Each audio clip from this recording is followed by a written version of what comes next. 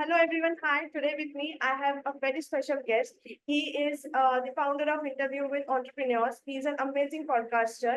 He has interviewed people worth billion, and when I'm saying billion, it's a B with the billion. And also, he's an author. He is a pianist. He also, when I researched about it, I got to know he has also launched a lot of Chrome extension, which we are going to talk about. And there are super crazy things that he is doing right now. But more than that, he's a person that is super cool, super amazing, and great entrepreneur, great marketer. And I'm very happy to have him on the show. Hello, Ajay. How are you? Hey Chiranjeevi, thank you so much for having me on the show today. Super excited. I'm super excited too. How is it going? I just got to know that you went for a trip. How was the trip and where was it? Trip was amazing. It was actually for the trip was almost, I feel like, for like 10 days ago or something along those lines. It was in Bali, Indonesia. And I had some of my friends that I met online 5 or 6 years ago. We almost like started work together along the same time, but like it's a very first time we actually met. But haven't felt like that we met for the first time because since we're connected on socials for so long, so it was a week trip. It was a little bit hectic, but it was definitely worth it. So amazing experience. That's great. And I want to ask you about this thing that when we go on trips, usually whenever I go on trips, I get a lot of different perspective about myself, about my life, business, all those things. Do you experience the same thing? Yeah, 100%. I mean, like the very first thing that I personally experience when I go in trips, regardless if it's a different city or a country, it's like that the world actually does not revolve around you. That is the very first perception.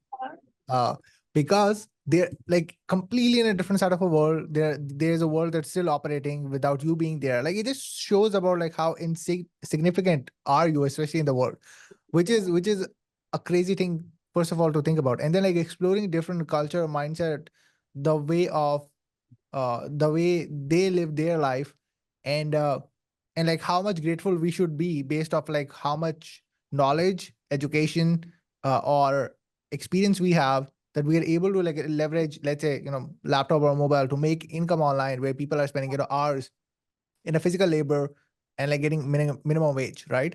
So something like these, when I think about it, it's like it's a crazy thing to think about, that regardless where we move, we stay, it's like we can get paid based off the value we can provide, since we understand that concept.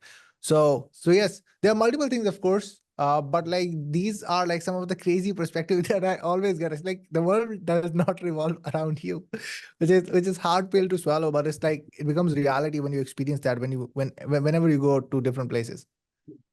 That's really incredible. I would like to know, okay, now I can write an essay about you because I researched so much about you. I got to know so many amazing things about you. So I have a lot of idea about you right now. But how do you define yourself? Like, who is RJ according to you? I feel like RJ, according to me, compared to who I was prior to becoming RJ, is like somebody who never thought about the things I would do, and I was able to did. I was able to get all of those things done. See, like for me, prior of me getting into entrepreneurship or anything like that, I never thought about I'll be on camera. As you already mentioned in my intros, like I played piano. So when I was playing piano and I had a YouTube channel, uh, it's been 8 years, 8 or 9 years since I have that YouTube channel. It's like I thought about like I will show my face. I'll do face reveal after I get 1,000 subscribers, and I never did that. I never did my face reveal just because I thought about like how people gonna think about me, like how people react on my accent, all that, etc. I was never able to show up that point when I reached that milestone, right? So I was completely an introvert. I cannot even like speak in a room where, like, for example, a classroom, if teacher called you up for something, all that, etc., or even in a collective room where there are a lot of people. So all of those things that I thought about that I can possibly never be able to do, like for me as RJ Ahmed in the industry, was able to make those things happen, right? So Yeah. for me, it's like the things that I personally thought about, I would be never be able to do it in my life, that I thought about that is impossible for me to do, was able to happen just because of me getting into the industry. And again, using my initials also part of my name and be able to use it. So yeah, that's how I define myself. Thinking about all the impossible things that I thought about, I would never be able to do and be able to do it. So yeah. That's a crazy ability. Just Yep. talk about, okay, and now you said that you're using your initials. I would like to, clarify for everyone right now. You told me about this, but just for audience sake, what does RJ mean? Yeah. RJ, like So RJ. RJ, yeah. So RJ actually came from my personal nickname that I have. It's called Raja, which is in Urdu or Hindi, which means king, right? Right. So of course, like that's my nickname. Like everybody, like close to me, right before I get into online space, like most of the people actually, call me with that name because it was part of my nickname. Everyone was calling me Oh, with that name too. So it was on my Facebook also. When I created my Facebook account, I think 2009 and 10, the first one. hello. So yeah, yeah. So yeah, from 2009 and 10, when I created my Facebook account, it was already there. But when I got into online space, I started to see like people were pronouncing it wrong.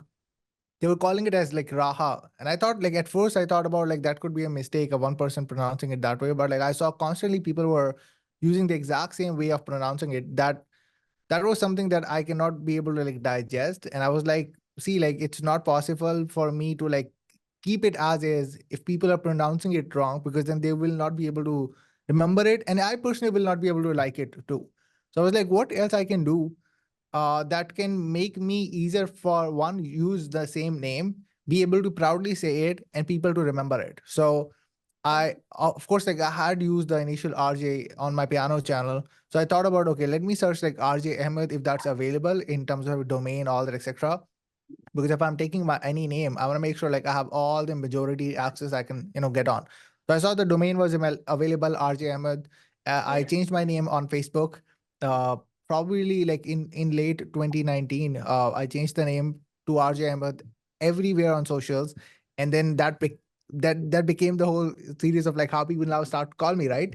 They can sometimes they can forget my second part of the name, which is my original name, but they will never forget about like the first two initials, and they know who they are talking to. So yeah, that was kind of like a story around that.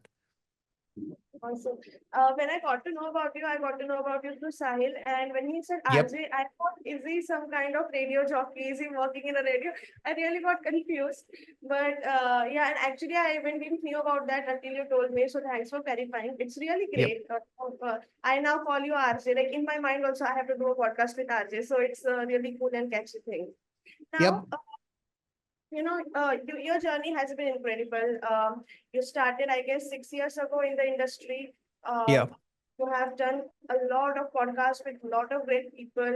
You are an author. You wrote a book. You also have your extensions. And along with that, I see another side of you where you are pursuing your hobbies. You are, enjoying your life, going out, trips and all those things, having fun. Also, you're working with your idols. Like I got to know about the wrestling guy that you're working with, Yeah. and he was your idol, going growing up. So in all those things, how do you define success? Like, what is your definition when you think about success now?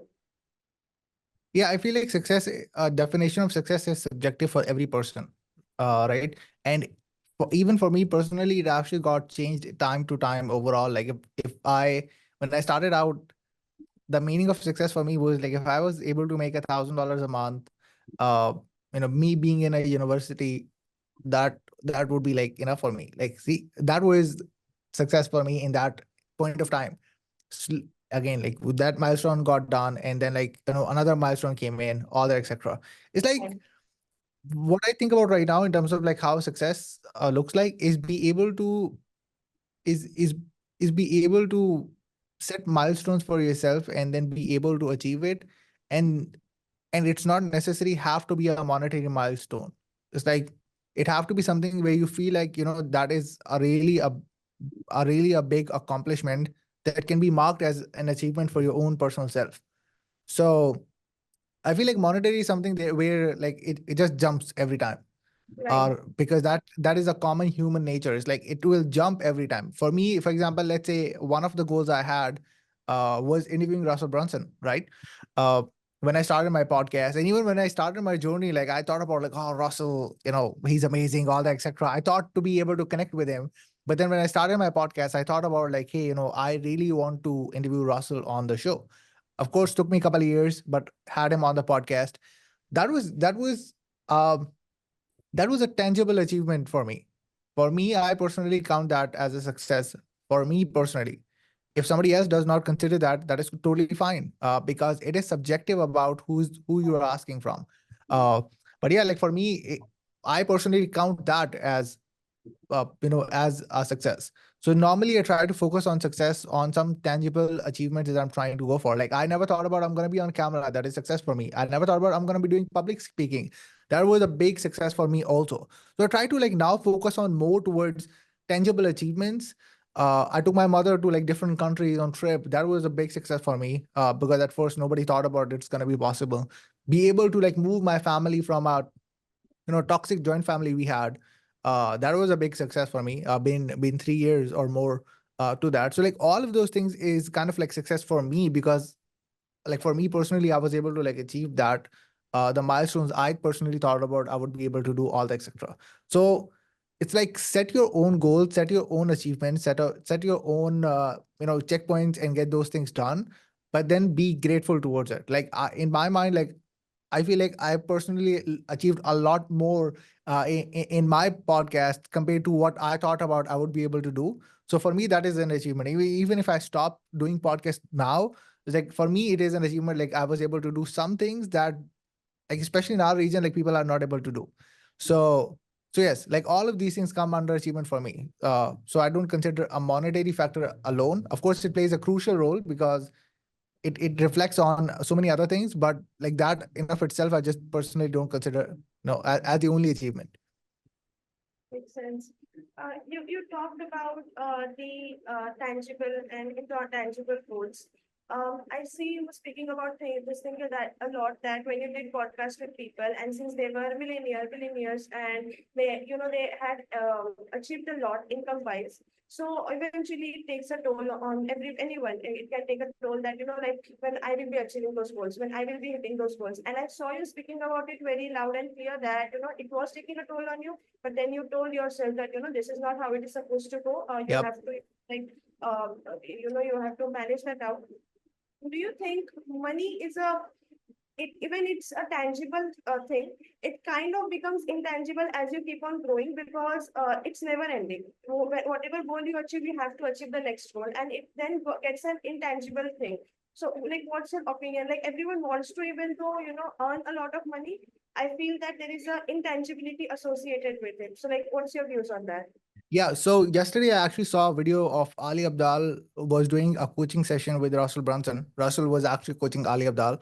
And that video was really good because like Ali Abdal was talking about like, hey, he's making like $5 million per year. But then he was like, oh, I want to make like $10 million per year, like all that, etc. Russell was like, cool. Like you want to make $10 million per year, which is again, it's a money goal, right? But he was Right. like, create a perception around why you want to make $10 million per year, because he was talking about like the reason why you should think about why you should make $10 million per year is because how many people you can hire, and how many people you can put on a payroll, right? How many people you can possibly help. And all Right. of those things now can become an outcome instead of just focusing and going as a money driven person, or like be desperate enough to be like, I want to do like $10 million per year. Then what, right? Then Hmm. 15 million. It's like there is no tangibility or like a likely outcome of transformation inside of that. So when I heard that, and I'm just talking about like yesterday, it was so relatable because it was on point. You just have to think about that. Of course, you have to grow on a monetary perspective, but you have to think about like what are the other things you can associate with it. Uh, Hmm. Getting people on payroll, it means like hiring more teams. It's like running their families, right? Based off your income increase, because then you're paying them, and then like the circle going for them, and then growing the audience, or like transforming their lives, all etc. So it's kind of like a ripple effect that comes with it, but it's like the perception of like how you actually think about it. So so that was really amazing how Russell actually broke it down to Ali Abdal, even though he was making like $5 million per year, but like again for Russell, like making like $100 million a year plus, it's like that was a great perception he actually gave. because he was actually talking about that. Let's say you eat and sleep and you spend time with your family. It's like 16 hours per day. You still have to 8 hours every single day to do something with. Why not doing something, either for the community, for the people, and then get paid accordingly, and then be Hmm. able to like still, spend your life pretty well. So that was something that was like really interesting to actually think about. Very great. I saw Russell's video like a very long back when I was starting in the industry. And as like everyone starts, I guess initially Yeah, we entered this industry because of money. Like come on, like yeah, of course. like everyone is earning crores, millions, all those things. So we were like, okay, let's earn that. And then we started working. We got a reality check that okay, this is now how it's supposed to work and all those things. Yes. I Yeah. watched Rustin's video and he was talking about it. This thing that, I am earning this much and then I thought I have achieved a lot. And then I see people that, they have jets, they have private jets, then they have this and they have that. And I started realizing, okay, I want this and I want that. But then it started hitting me that, come on, what I'm doing with myself. And that's when I was like, I want to impact lives. I have to make sure that Yes. I'm giving to the world. So it Yeah. really hit me. And yeah, what you say completely makes sense. Yep, Uh, 100%. You cannot compare yourself to other people based on all the materialistic aspects, because right, that is a never-ending, never-ending chain that will go regardless. So for me personally, I'm really glad what I was able to like do again, I'm glad and grateful, but I've not stopped. That's the main point. that's the goal.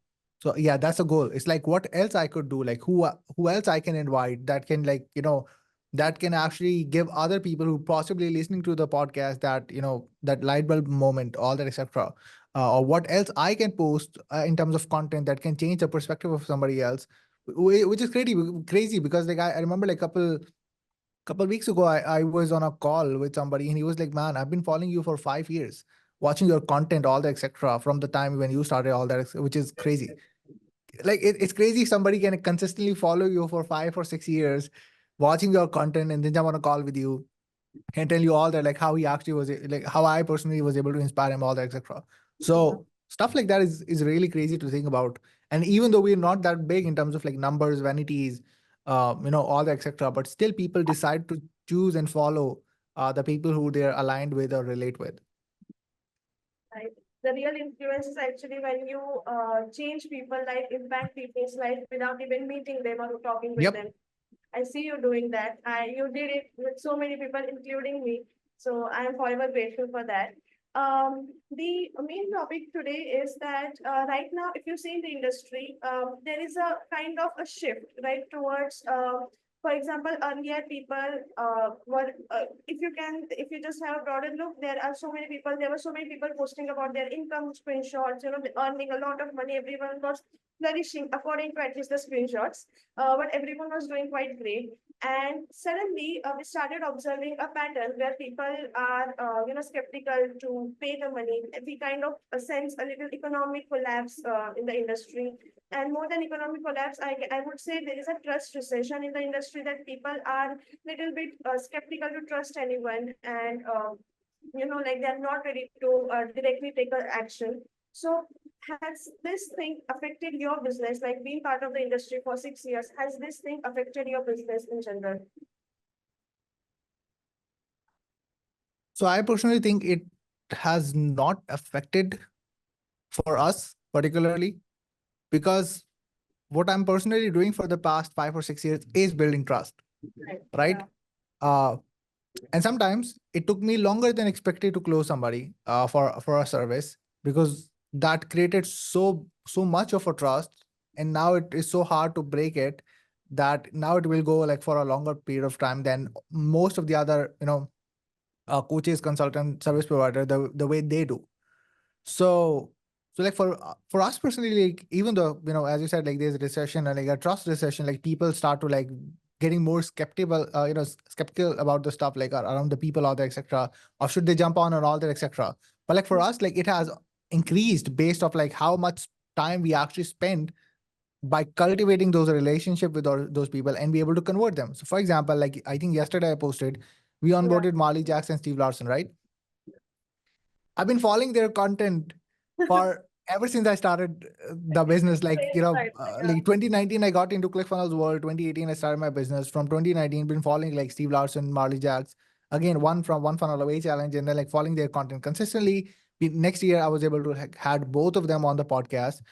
So from 2020 to 2024, 4 years of like that cultivating, nurturing relation all the way to the point where they became a customer, right? Now they have not thought about like, okay, how much money I'm making, what I'm doing, all that, etc. Since they one trusted me, second they saw what I do, of course, because like you have to see like what they're getting, right? Right. That led them to come and become a client. So if you right from the get-go had the model of like creating trust in mind of others, so people can have a goodwill mentality around you. I mean, like you can survive in any sort of recession. Yeah. That's the most important thing. And Right. trust is the prerequisite of like everything that's possible. Hmm. So if you're able to keep that goodwill in the marketplace, if people think about who you are and then they associate you as a good person, somebody who can keep their words, most likely somebody who can deliver what they said, it's like in any market you go, you're still gonna get those things sorted and be able to bypass that.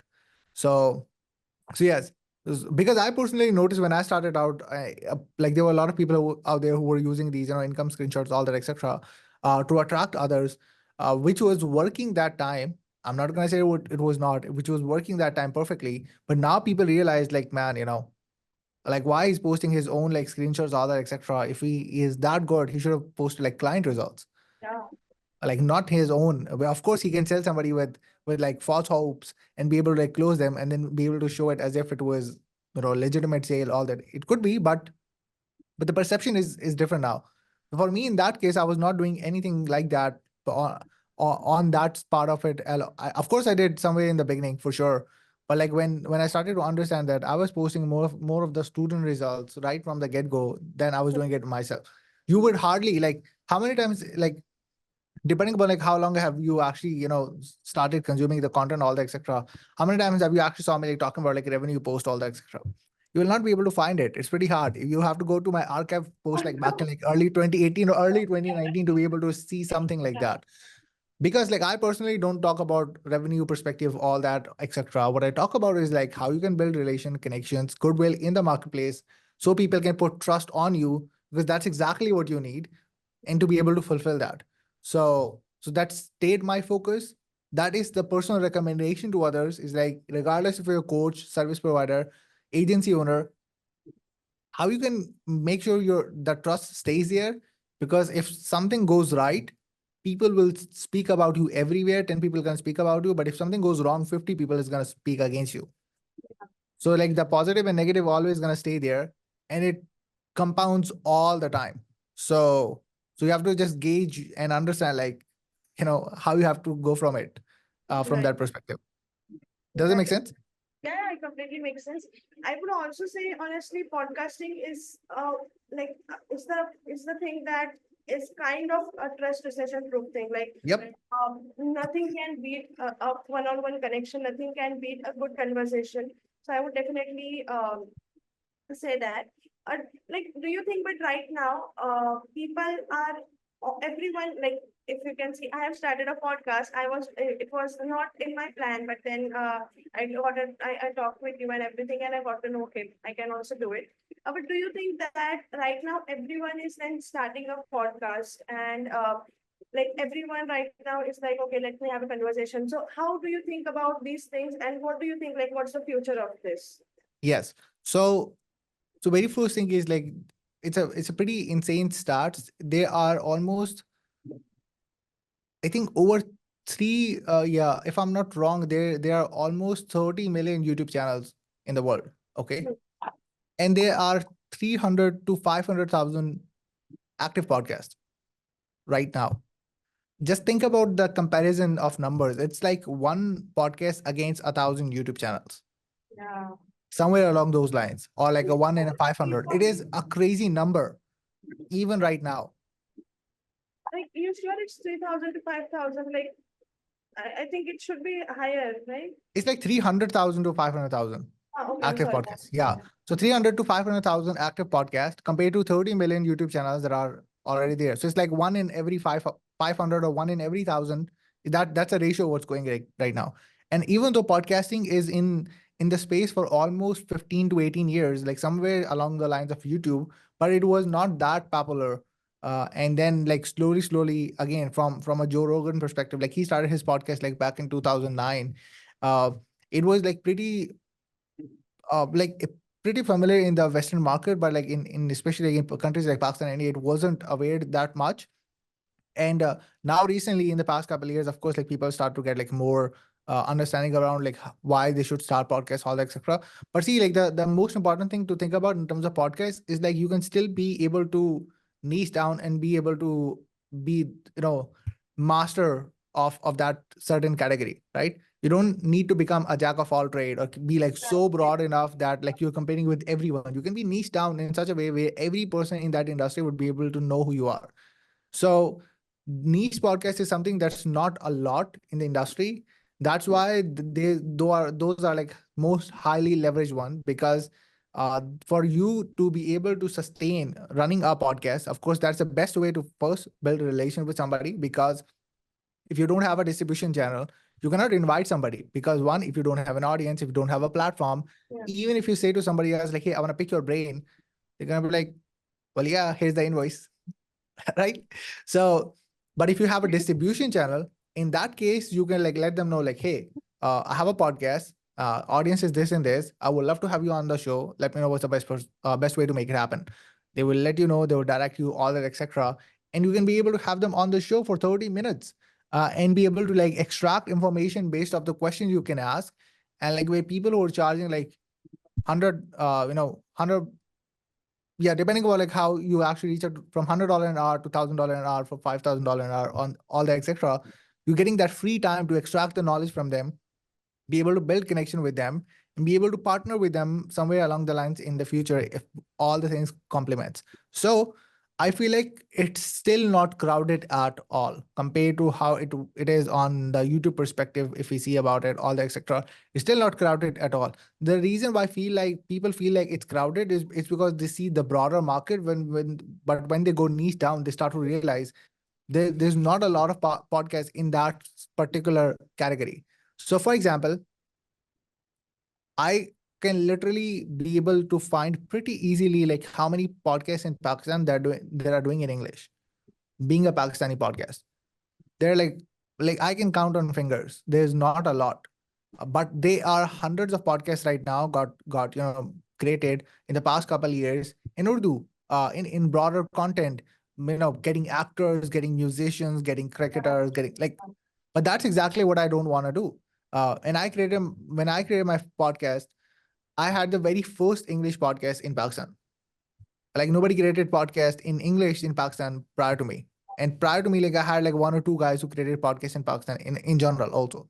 So like even right now, there's still a massive space of like how somebody can create a podcast in English and be able to target higher potential clients, collaborators, all that, etc. And stop thinking about being famous and getting into fame.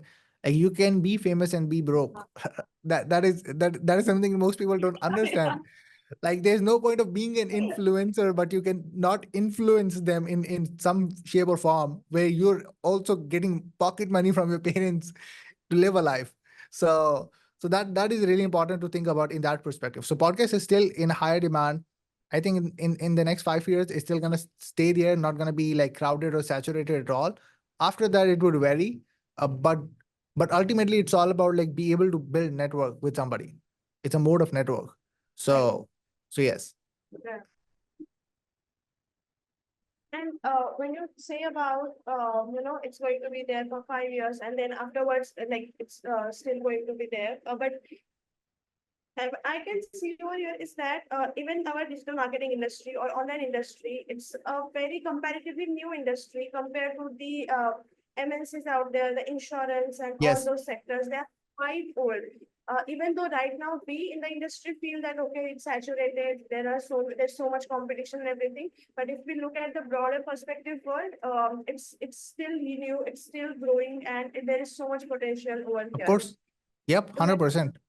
I would like to know how do you see the potential of podcast in coming years, not just now, 5, 10 years, but moving forward. If we talk about the generational thing, how do you think about that?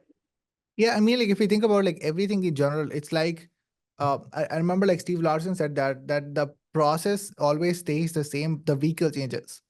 So for example, if you think about in a marketing perspective, the goal of the whole sales cycle is like to be able to market a product, to be able to generate leads, to be able to get in conversation with them, close them, fulfill them. Now those mediums Right. can be changed into different things, right? From, let's say, in the past, it was direct mail. Now it's a Facebook ad, right? And then Yeah. all those things got changed from direct mail to phone, to our direct phone number, or like a fax, all that, and then get in a conversation with them, and then be able to like close them either through a wire or a deposit, all that, etc., and then start processing. So the process always stays the same. It is like the vehicle changes, all that, etc., which is a really powerful way to think about. Same goes for podcasting. It's like the the process would stay the same. It's like, because the process is all about like, hey, how you're able to build connection with somebody, and be able to network with them. And there are multiple ways to network with them. Right now it's podcast, and it Hmm. can stay for a longer period of time, for sure. As you mentioned, like something earlier, is like for every different like industry, it's like they hardly sometimes even know about like what that is. uh, but there's always somebody, at least in that industry, who's probably doing it at least once. Like at least Right. one person is at least doing it, because that person figured it out. Like it is untapped market. So right now, until that point of time, those things gonna caught up. It's gonna take a lot of time until we get to that particular point. But the goal is actually stays the same: is be able to like talk with these people, have a really good conversation, educate your audience, be able to build network for your own self, and be able to possibly collaborate with them. And that Hmm. could work out anywhere else, but right now podcast is the best medium for it. Right. Because if I know who you are, for example, it's easier for me to first of all remember you, who you are, be able to understand what you do, what you're not doing at the moment, and you're able to get into my goodwill list pretty fast. And then if I need something that I feel like that you could be really good at, I would be able to reach out to you also, Right. right? Instead of me searching out other people and be able to qualify them first and be able to see like if I'm able to like trust them or not, you Hmm. could be a really good person to I can go after. So again, the process is the same. It's like podcast is a vehicle right now that used perfectly at the moment. Right. Right. It's also very similar to, if you think, like as you mentioned correctly, that earlier there were the cold emails and all those things, and then the things transitioned to this online thing. Similarly, earlier we had radios, and in radios there Yes. were interviews. There were interviews on television. This is kind of similar aspect in the online world, but since it's the new Yeah, the world, medium have changed. right? Yes, the vehicle have changed. Yeah. You think like your name is RJ, you're doing this podcast thing. You might be doing, like radio. If you would have born in that generation, it would have suited you perfectly. Like RJ and then doing. I actually got invited. Even in Pakistan, I actually got invited. They wanted me to do radio stuff, but I was like, no, I don't want to do it. I don't want to. I don't want to go back in time. To go the radio stuff. So, but yeah, like I actually got invited, because of that. But I was like, no, that's something I personally don't want to do. But like as you said, like radio in the past was that vehicle, and podcast in general started with the audio first platform, Right. and most people actually got to know about that. Of course, like Curry, and there was another co-founder who actually created the podcast. But like Steve Jobs was one of the very first person who was able to like mainstream podcast with Uh, iPod, right? Because he mainstreamed that concept of like listening audio on the iPod device and like labeled it as podcast, right? So that's how it got really mainstreamed with that particular terminology. And like I think it was in 2005 was the word of the year, something along those lines, which was crazy. So yes, the medium is actually, the vehicle have changed, but the process stayed the same. right. I see you talk a lot about Steve Jobs in your interviews as well, in your posts as well. Uh, has he created a huge impact in your life, or like what exactly is your connection with him? I mean, I really liked about like how his thinking was around different stuff. Of course, there are pros and cons of him. Most people say he was not a great human at all. He was a great business owner, or a great innovator, not a great human, of course. But like you can always like take things that you can learn from Right. a certain person, right? So I really, first of all, I really liked the way he actually thought about like, and he had this slogan which we were discussing about, like, is think different, right? That was really good, even in terms of slogan, if you think about it. And I really like about how he thought about stuff differently and be able to like execute it so perfectly. So I learned a lot of these elements, particularly from him. Again, by watching his content, by consuming like who he was, all that, etc., and slowly started to apply how he was using his body language, how he was able to communicate with others to maintain his authority, Right. all that, etc. Again, I'm still learning because there's like he had this like what, like 40 years of experience of doing that thing for so long, and be able to like execute it so perfectly. But then you can, it's like we already have that access that we can like be able to learn and execute thing. There was something like, pretty fascinating. He actually said is like most people want to go to heaven, but they don't want to die to get there. Uh, I was like, this is so good. It's like they actually, because it's like the process which actually leads you to that particular thing. Most people don't want to do that particular process. It actually applies in that perspective also. Like they want to get to the destination, but the game is the journey. So so that's the particular thing. So yeah, I personally learned a lot from his philosophies, from his mindset, all that, etc. Of course, indirectly. Um, yeah, you never know what can go through from there. Definitely. Um, who would have been RJ if not doing podcast, if not in this online world working over here? Who would, like, as a child when we grow up, we have different dreams. I want to play cricket. I would be a cricketer. I would be this and that. According to you, who you would have want to be if not podcaster? To be honest, I'm not even clear myself. uh I thought about, prior of me coming to Pakistan, and prior to of me starting the podcast and all that, etc. Me being in Saudi Arabia, I thought about like, okay, I was teaching tuition with my mother, and I taught tuition for probably like 5 to 6 years, because I was teaching like younger classes, all that, etc., to higher classes once I got there. So I taught tuitions for like 5 to 6 years, and it means like I was independent for 5 to 6 years also. I was spending my own money, all that, etc., whatever I got to buy new things, buy new clothes, spending whatever expenses I had. But for me, I thought about like I will do a degree, I'll get a job, don't know which one, and will go my life from there. So I wasn't sure about like what job I will be able to do, but I thought about like I will go to a normal route, how a normal guy usually go after. But like God had different plans. Like, no, that is not Yes, your that's fate. I would say. Yes, so it's like that is not your fate, and that's exactly what happened. So we came to Pakistan in 2017, so almost like 7 years.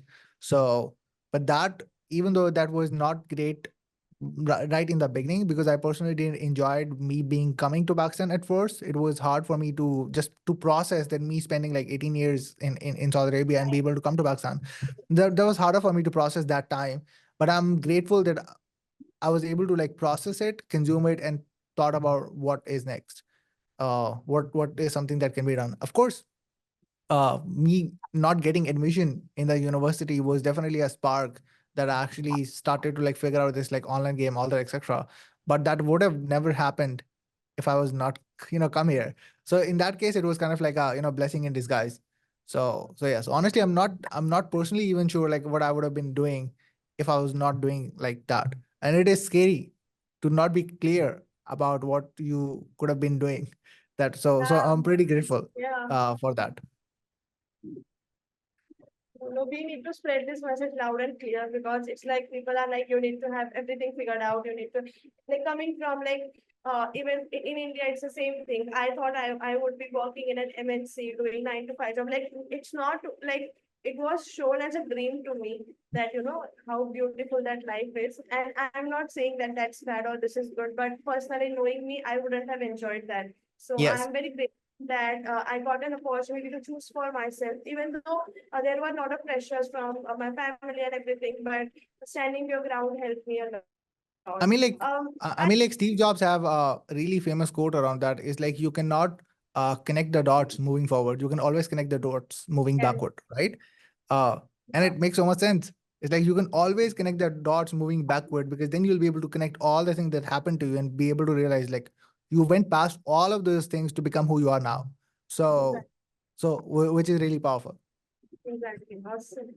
Um, do you see yourself wrestling? Like just you shared your love for wrestling. Do you see yourself in that wrestling ring? Just imagination, like wildest imagination. Yeah. So uh, I actually not only did loved wrestling, I was doing it with my friends in trampolines, all that, kind of like, how kids usually do it. Yeah, And we were doing it prior of me coming to Pakistan with my friends, with my brother, all that, etc. So I was I should not say I'm a legit wrestling fan. It's like, and I've been, watching wrestling for 15 years now, from, me being a kid, like around 2009. So, and we actually thought about of creating this like a YouTube channel around wrestling, name as like CWE, or like Children Wrestling Entertainment, something like that. And we even thought about like collectively, we're gonna buy a trampoline, we're gonna create a YouTube channel, we're gonna set up lights, all that, etc. And we're gonna start creating videos, all that, etc. We had thought everything. Even I created like social media, all that, etc. also. But again, as I said, God had different plans that shifted those things. Otherwise, like I was completely in my mind, I was like, I'm gonna create a wrestling channel, all that, creating my own wrestling trampoline stuff with my friends, all that. So I thought about it. Now it is like something different, of course. Maybe somewhere in the future, you never know. Like I can see, like you can always learn you would anything. love to see the fight. I would love to like be the part of it somehow. Be like even on a smaller scale, be able to learn it, because it's like it's never too late to learn anything if you want to. Uh, and since it is in there, so you never know. Like at least for me, not on a bigger scale, of course, but it's like you can always like try, because there are stages, platforms you can go after, trainings you can learn from, all that. So you never know. That would, yeah. Um, we will be ending this podcast with just one last question. When I was researching about you, when I was, watching even your podcast, going through the posts and everything, I came across so many posts where people were talking, people are saying that how have you helped them, and how you have impacted their lives. And it's like, if I see in a broader perspective as well, I didn't knew you earlier. I only knew about you because of Sahil, but Yep. there was direct touch point between us. So I didn't knew what it would be to talk with you, and I didn't knew anything honestly about you. But when I talked with you and had a conversation, I got to know what an amazing and cool guy you are. You are you really do impact lives, and you really do motivate people to do something better in their lives. I can sense that you have faced adversities yourself, that is the reason that somehow you are also able to have this compassion for people to let them and help them grow. And when I see you care about so many people. How about people who care about you, who love you, your family? How have they supported you throughout this journey, and what was their role during this journey? Yeah, I mean, like if somebody actually say like they are self-made, they're technically not. uh you cannot it's like you can it's a really funny thing, but you cannot even make yourself right. It's like it's crazy things just to even think about. So it's like for me personally, I had, my family and my friends had a lot of impact in terms of like be able to focus on things I can possibly do, uh, and and be able to support that. Because again, like my friends, Right, like in my university time, first of all, they were able to tolerate me in the room. For example, if I'm recording a video, if I'm doing sales call, especially in hostels, it's not that possible because of right, you having multiple multiple roommates.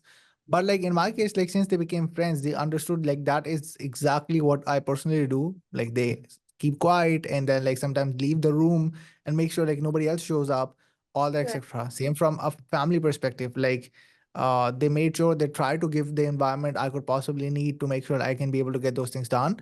Uh, so of course, like they definitely had played a crucial role. And if I say I don't give credit to them, it was like I would be 100% wrong. My friends in university who actually helped me out like in quizzes, assignments, because either I slept late because of my work or like I had some calls I had to do and then there was a deadline coming along, but they made sure like they submitted the assignment. All these gestures, it's like you cannot take those things lightly. You cannot take those things for granted also. So I'm pretty grateful for my friends and family who were able to like support me. And of course, there were some naysayers, for example, like some of my relatives who were kind of like mocking at first of like, hey, the thing that you're trying to do online, is it working or not? Like they were constantly asking that, but when that worked and like everything got changed, uh it's like, what happened? Like how you did it? It's like you actually have not saw the process I was desperately trying to do, and now you're asking like how it actually worked out. Uh, so yes, there were a lot of skeptics involved to that also, because still a lot of people, especially in my personal family, relatives, all that, etc. They exactly don't know what I do. They don't have Yeah, any idea what I do. they But don't but it's like, yeah, and they don't need to. That's the main point. It's like I don't have to explain them what I'm doing, because one, they're not my target audience, and I why should I spend my whole time explaining them what I do, when that time and energy and resource I can utilize on something productive to explain somebody else valuable of like what I do and offer. So I don't spend my time explaining. I'm like, whatever you're thinking that I'm doing, uh you know uh, you're good. So yes. right. We all have our share of relatives. I Yep, would say yep, that. of course. Yeah. Especially coming from Indian families where everything is, prepared and set for the children. I understand that. I would say, people like even in my family, when I pursued, nobody, honestly, including my mom, dad, they were, scared that what is she doing? Is it even something viable? Is it, does this thing even have a future? So, when I was doing it, they were not that supportive. They were like, trying to tell me that to pursue engineering and everything. Then COVID happened and I got a lot of time that actually boosted this thing. But it did impact it that time. But now when I look at the broader perspective, I have a cousin who is now pursuing digital marketing professionally, and in college. He Yes. is going marketing and in digital marketing. And now I understand the impact that it has created, that, I have started a new stream of career in my family, which Yeah. nowhere existed earlier. So I'm See, very, success is the best answer. yeah, Simple as exactly. it is. Success is the best answer. And like once you do it only once, like you will be able to like open the mind of all the others, that what could possibly, what possibility actually looks like for them also. So Right, like at least one person have to do it to open the eyes of others. Like in your case, it was you. right, exactly. I mean, you are the best example for that. Sure about that. Yeah. Um, we will be ending this podcast with one last congratulations. Congratulations on the getting nominated for the 100 best influencers in Pakistan. That's Thank really you. amazing. Yeah, Truly awesome appreciate job. it. Sorry. Truly appreciate it. Thank you. You. I'm really grateful for your time. Thank you so much for coming on the show.